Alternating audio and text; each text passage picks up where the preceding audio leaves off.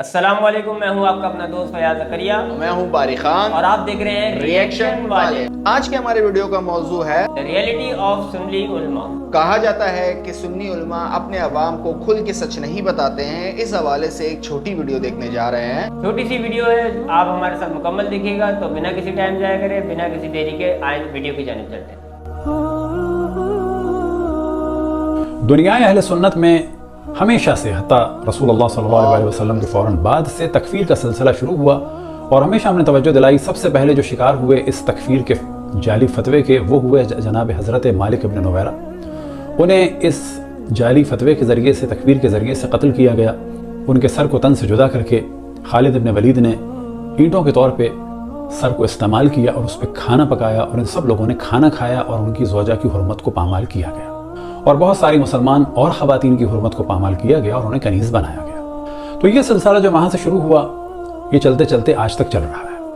اب بلا شک اس موضوع کو ڈسکس کرنے کی جو اصل وجہ ہے وہ یہ ہے کہ ہمیں ہر دور میں جھوٹی داستانیں بنا کے قتل کیا گیا، جن میں سے ایک مشہور ترین داستان کی جس کا ہم بار بار ذکر کرتے ہیں کہ جی شیعوں کا قرآن بکری کھا گئی، ایسی کوئی روایت ہمارے یہاں نہیں ہے۔ یہ ایک غلط نظریہ جناب عائشہ نے دیا تھا اپنے ایک غلط فتوے کو جسٹیفائی کرنے کے لیے، کیونکہ وہ فرماتی تھیں کہ بڑی عمر کے افراد کو دودھ پلایا جا سکتا ہے۔ جب ان سے سوال کیا گیا تو انہوں نے فرمایا کہ یہ قرآن میں آیت تھی، کہاں گئی؟ جب پوچھا گیا تو انہوں نے کہا کہ رسول اللہ صلی اللہ علیہ وسلم کے بعد ہم لوگ ان کے کاموں میں مصروف تھے، یعنی ان کی تشییع جنازہ وغیرہ میں، اور اس دوران قرآن میرے بستر کے نیچے تھا اور بغل حضرت عائشہ کا بکری آئی اور کھا گئی۔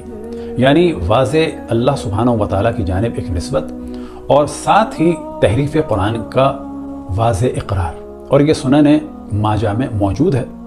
اب اس کو چھپانے کے لیے علماء اہل سنت نے ایک داستان بنائی کہ شیعہ عقیدہ رکھتے ہیں، اور یہ نسبت دے کے انہوں نے ہمیں قتل کروایا۔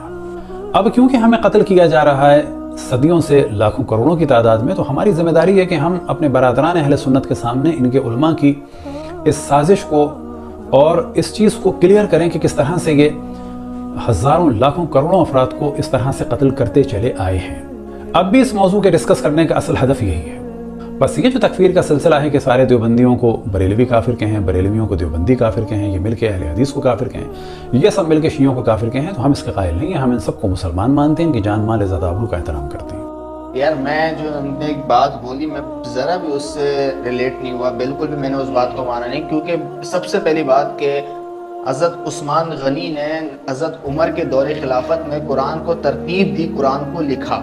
اس سے پہلے قرآن لوگوں کے دلوں میں محفوظ تھا، لکھا گیا نہیں تھا۔ یہ آج میں بات بتا دوں، چمڑوں کے کتابوں میں اس ٹائم لکھا گیا تھا، لیکن اب تو ہم کتابوں میں پڑھ رہے ہیں نا کاغذ میں، لیکن اس ٹائم چمڑے میں لکھا گیا تھا۔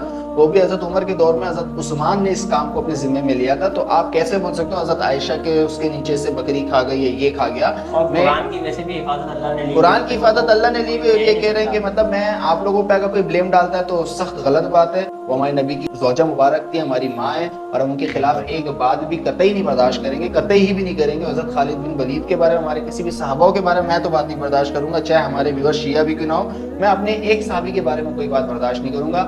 آپ لوگ اپنی کتابوں سے جو کہانیاں اٹھا کے لاتے ہیں وہ ہمیں نہیں برداشت ہوگی، سیدھی سی بات ہے، کیونکہ ہم یہاں ریئلٹی کے اس میں دیکھ رہے ہیں، ریئلٹی کی بات کر رہے ہیں۔ خالد بن ولید نے کاٹا، اور کاٹنے کے بعد ان کے سر پہ سوکھ پیا۔ کوئی انسان دوسرے کی کھوپڑی میں سوکھ پی سکتا ہے کیا؟ مطلب کوئی تو اس کو سوکھنے میں بھی مہینوں لگتے، تو خالد بن ولید مہینوں کھانا نہیں کھاتے تھے کیا؟ مطلب اس کا انتظار کرتے کہ اس کھوپڑی سوکھے گی میں اس میں کھاؤں گا۔ مطلب میں تھوڑا سا حیران ہوں یہ بات سن کے، اور تھوڑی سی ہنسی بھی آتی کہ جو بھائی کا بیان کر رہا ہے، یہ جو آپ کا بھائی یہ بیان کر رہے تھے، علماء جو بھی تھے، میں ان کو نہ دیکھا ہے، پہلی بار دیکھ رہا ہوں، لیکن ان کی کہانی بہت فضول اور بہت واہیات تھی۔ آپ لوگ اس چیز کو سپورٹ نہیں کریے گا۔ میں آپ تمام شیعہ حضرات سے بھی یہ بولتا ہوں کہ یار آپ اپنے صحابوں کے بارے میں، اپنی امت المؤمنین کے بارے میں، اپنی ماں کے بارے میں ایسی بات کیسے برداشت کر سکتے ہو؟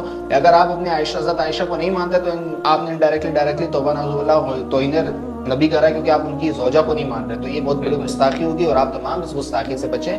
اپنے نبی کے دوستوں کی، اپنے نبی کی زوجہ کی عزت آپ لوگوں بھی فرض ہے، ہم پہ بھی فرض ہے۔ میں اس کہانی کو نہیں مانتا، میں اپنی طرف سے ڈکلائن کرتا ہوں، کوئی کمنٹ نہیں دیتا ہوں، 0 نمبر بھی نہیں دیتا ہوں میں آپ کو۔ اور آپ لوگ بھی کمنٹ میں ضرور بتائیے گا کہ آپ لوگوں کی کیا رائے ہے اس بارے میں۔ تو ملتے ہیں ایک نئے ویڈیو کے ساتھ، ایک نئے ٹاپک کے ساتھ، جب تک اپنے دوست باری خان اور فیاض زکریا کو اجازت دیجیے گا۔ ویڈیو کو لائک کرنا اور چینل کو سبسکرائب کرنا مت بھولیے گا، اور نیچے بیل آئیکن ضرور پریس کر دیجیے گا تاکہ آنے والی تمام ویڈیو سب سے پہلے آپ تک پہنچ پائیں۔ تو ملتے ہیں ایک نئے ویڈیو کے ساتھ، جب تک اللہ حافظ۔